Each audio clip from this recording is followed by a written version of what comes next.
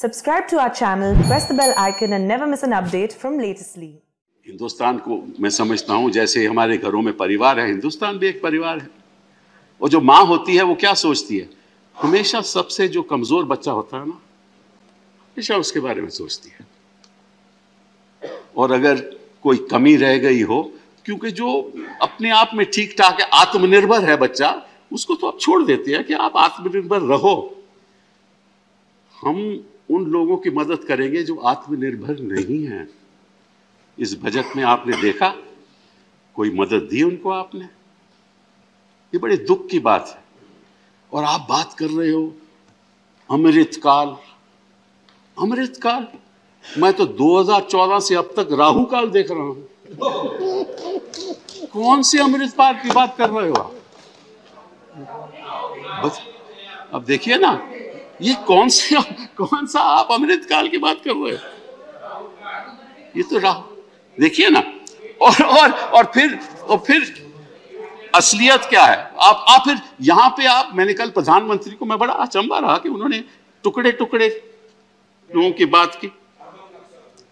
टुकड़े टुकड़े गैंग। अरे भैया, मुझे यह बताओ, जो सभ्यता के टुकड़े टुकड़े करता है, जो इतिहास के टुकड़े टुकड़े करता है, जो संविधान के टुकड़े टुकड़े करता है, जो भाईचारा के टुकड़े टुकड़े करता है, वो टुकड़े टुकड़े गैंग का लीडर है।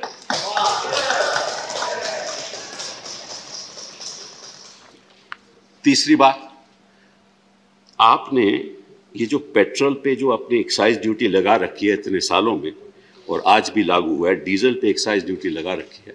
मैं आपके द्वारा, आपके माध्यम से जनता को ये बताना चाहता हूं कि 2014 में पेट्रोल का जो कीमत था पर लीटर वो 71 रुपया था, और जनवरी 2022 में वो 95 रुपए है। सेंट्रल एक्साइज जो हमने लागू की 2014 में, वो 9.20 पर लीटर, 9.20 रुपए पर लीटर, और आपने 27 रुपए कर दिया उस पे एक्साइज। कितनी बढ़ोतरी हुई? 203%, 203%। डीजल पे 55 रुपए उसका दाम था पर लीटर, उस पे एक्साइज थी 3.46। आज दाम है 86 रुपए, उस पे एक्साइज है 21 रुपए, और उसकी जो बढ़ोतरी है वो 530% है। 530% बढ़ोतरी। और मैं सोच रहा था, क्योंकि आजकल यहां औरंगजेब की बात बड़ी होती है, तो मैं इतिहास को देख रहा था, और इतिहास में मुझे यह पता चला कि एक शख्स जो हमेशा, हाँ, जजिया की बात हो रही है, जो अहमद शाह था, 1414 में सबसे पहले जजिया उसने लागू किया। उसके बाद अकबर आया, एम्परर अकबर आया, उसने उसको खत्म कर दिया। फिर औरंगजेब आ गया, उसने दोबारा 1679 में लागू कर दिया। और उसने ये कहा कि जो वंचित लोग हैं, जो अनएम्प्लॉयड लोग हैं, उस पर लागू नहीं होगा। जो गरीब लोग हैं उस पर लागू नहीं होगा। जो हमारी रक्षा करते हैं, आर्मी के लोग, उस पर लागू नहीं होगा। ऐसा औरंगजेब ने कहा। और आप बात करते हो औरंगजेब की, ये तो औरंग से भी बदतर बात है कि आपने सब पे लागू कर दिया, वो भी 530% और 203%। तो मैं आपसे पूछना चाहता हूं कि आप किस दिशा में जा रहे हो? आपको इतना मालूम नहीं कि जो हमारा गरीब आदमी है और जो मिडिल क्लास भी है, वो जो स्कूटर पे जाता है, जब उसको 95 रुपए 100 रुपए देना पड़ता है, उसको क्या तकलीफ होती होगी? और आप बात करते हो डिजिटल इंडिया की, आप बात करते हो कनेक्टिविटी की। और जहां तक एजुकेशन का सवाल है, मैं कुछ और बातें आपसे सामने रखना चाहता हूं कि इस देश में कितने ऐसे लोग हैं जिनके पास सुविधाएं हैं कि वो कनेक्टिविटी के द्वारा शिक्षा प्राप्त कर सकें। कितने लोग ऐसे हैं? और मैं आंकड़े आज के दिन आपको नहीं देना चाहता, लेकिन बाय एंड लार्ज देहात में लगभग 6 या 8% लोग होंगे जो कनेक्टिविटी कर पाए। 2 साल से बच्चे स्कूल नहीं जा रहे और आप कह रहे हो कि आप टेलीविजन चैनल्स खोल दोगे, प्रोग्राम बना दोगे। अरे किस झोंपड़ी में टेलीविजन लगेगा और कहां वो ये सब लेसन्स लगाएंगे? आपको मालूम है?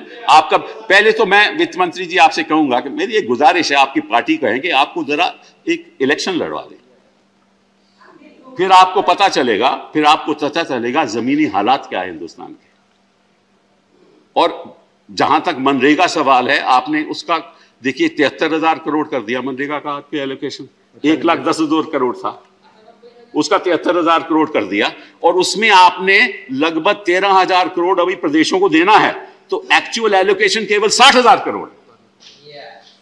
तो आप किस दिशा में जा रहे हो?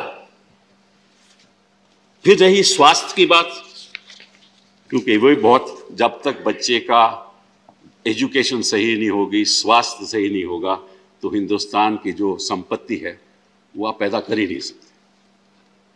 आप बच्चों पे ध्यान दो। ये बड़े बड़े लोग हैं ना, उनको छोड़ दो, क्योंकि उनको मालूम है कैसे वेल्थ बनाना है। वो आपको भी मालूम है, उनको भी मालूम है। वो सुविधाएं उनके पास हैं।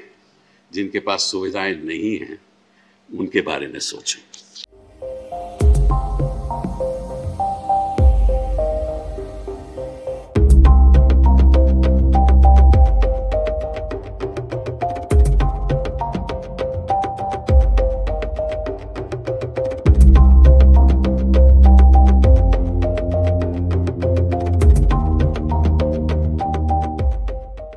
सर, मैं इस बजट पे और इनके डिजिटल इंडिया पे राजीव जी की एक कविता है, वो एक बड़े अच्छे कवि हैं, उन्होंने लिखा है, वो सदन के सामने सुनाना चाहूंगा। खाओ डिजिटल, गाओ डिजिटल, देश का बैंड बजाओ डिजिटल, रुपया डिजिटल, बैंक भी डिजिटल और सेना का टैंक भी डिजिटल। बच्चे पाए डिजिटल शिक्षा और फिर मांगे डिजिटल भिक्षा। बच्चे पाए डिजिटल शिक्षा और फिर मांगे डिजिटल भिक्षा। डिजिटल डॉक्टर, डिजिटल गोली, डिजिटल ईद और डिजिटल होली, डिजिटल सड़क पर डिजिटल कार, डिजिटल संसद और सरकार, डिजिटल खेत में करो किसानी, डिजिटल खाद और डिजिटल पानी, डिजिटल दूध और डिजिटल गाय, डिजिटल चीनी, डिजिटल चाय, भर के खाओ डिजिटल रोटी और फिर कर दो डिजिटल पोटी। ये इस बजट के बारे में एक कवि की प्रतिक्रिया है मान्यवर। और जो इस सरकार के दावे हैं अब उस पर थोड़ी बात कर लेते हैं मान्यवर। इन्होंने कहा है कि 60 लाख नौकरियां देंगे। मैं पूछना चाहता हूं, आपने तो स्वयं स्वीकार कर लिया, पहले तो आप 2-2 करोड़ करके लोगों को मूर्ख बनाते रहे और अब आप खुद स्वीकार कर रहे हैं कि 2 करोड़ आपके बस की नहीं है। अब आप 60 लाख नौकरियां देने की बात कह रहे हैं। और आप नौकरियां कैसे दे रहे हैं नौजवानों को मान्यवर? 35,000 रेलवे भर्ती के लिए 1 करोड़ नौजवानों ने उसमें फॉर्म भरा और उसके बाद जब उसका परिणाम आता है उसमें घोटाला और गड़बड़ी की जाती है। जब वो नौजवान सड़क पर नौकरी मांगने के लिए निकलते हैं उनको लाठियों से पिटवाया जाता है प्रयागराज में, उनको पटना में लाठियों से पिटवाया जाता है, घर में घुस के लाठियों से पीट पीट के आप नौकरी दे रहे हैं, आंसू गैस के गोले छोड़ छोड़ के आप नौकरी दे रहे हैं। आप कर्मचारियों की बात इस बजट में कर लीजिए मान्यवर। जब कर्मचारियों की चर्चा होती है, पूरे देश के कर्मचारियों की एक ही मांग है, पुरानी पेंशन की बहाली की जाए, पुरानी पेंशन की बहाली की जाए। 40 दिन कोई सांसद और विधायक रह लेता है, पूरे जीवन भर उसको पेंशन मिलती है। 40 साल कोई कर्मचारी नौकरी करता है, उसकी पेंशन आपने खत्म कर दी। पेंशन तो छोड़िए, टैक्स के राहत की उम्मीद थी कर्मचारियों को, आपने इस बजट में वो भी नहीं दिया।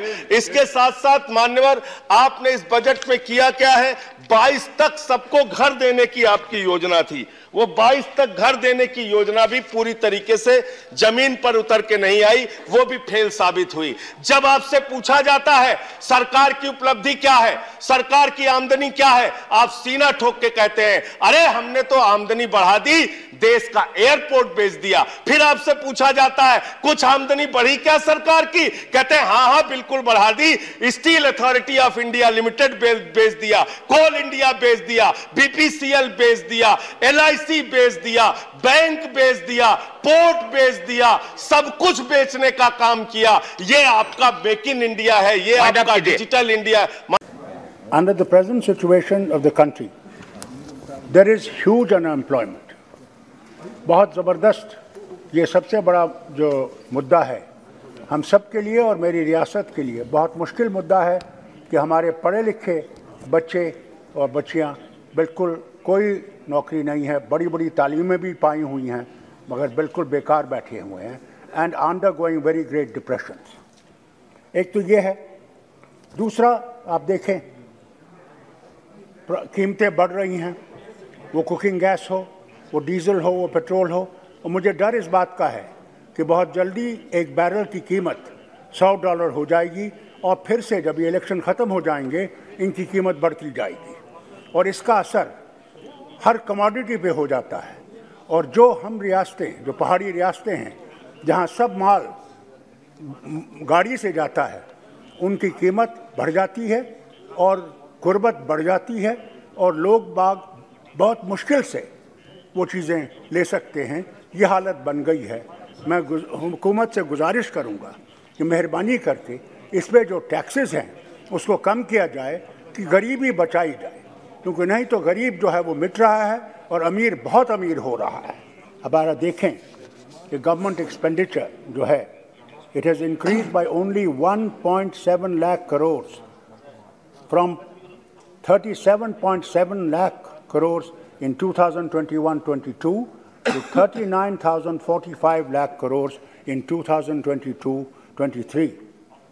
This rise is even lower than the inflation rate. Likewise, the allocation under MNREGA, which is the lifeline of our people, and most of the poor are the ones who are able to feed themselves, is due to MNREGA. And in that, sir, the position is that 73,000 crores, which is lower than the allocation of 98,000 crores and the actual spending of rupees 1,11,170 crores during 2021-22.